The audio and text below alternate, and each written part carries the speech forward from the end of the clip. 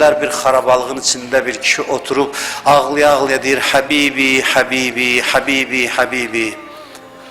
Gördülər yaman ürək yandıran naləsi var. Gördülər bir xarabənin içində cüzam xəstəsidir, dəri xəstəsidir. Hamı ondan imtina eləyib ki, başqalarını yoluxdurmasın. Şəhərdən çıxardıblar bir xarabənin içində yatır, tərpənə də bilmir, gözü də görmür. Ağlaya ağlaya deyir Habibi, ay mənim istəylim, hardasan? Dedilər, sən kimsən? Dedi, mən xəstə bir adamam. Bəs niyə belə yana-yana ağlayırsan? Deyir, bir ağam var idi, heç nəyim yox idi. Hamı məndən üz döndərmişdi. Bir ağam var idi, hər gecə gəlib mənə baş çəkirdi. Hər gecə gəlib məni sığal çəkirdi. Onun isti nəfəsini hər gün hiss eləyirdim. Neçə gündür gözüm yoldadır, gəlməyib. Onun həsrəti ilə yanıram.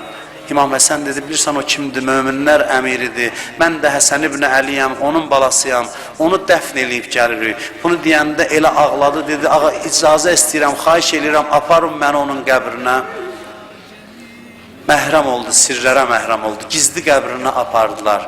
Deyir, üzün qoydu torpağa, elə bunu deyirdi ki, Habibi, Habibi. Bunu deyib bir də gördülər, səsi kəsildi. İmam Həsən gəldi, gördü, canı bədənindən ayrılıb, qovuşub o da mövlasına, ağasına. Xoş o kəslərin halına ki, bu gecə bütün günahları, dərdləri, hacətləri yadından çıxır. Elə ağlaya-ağlaya deyirlər, Habibi, Habibi.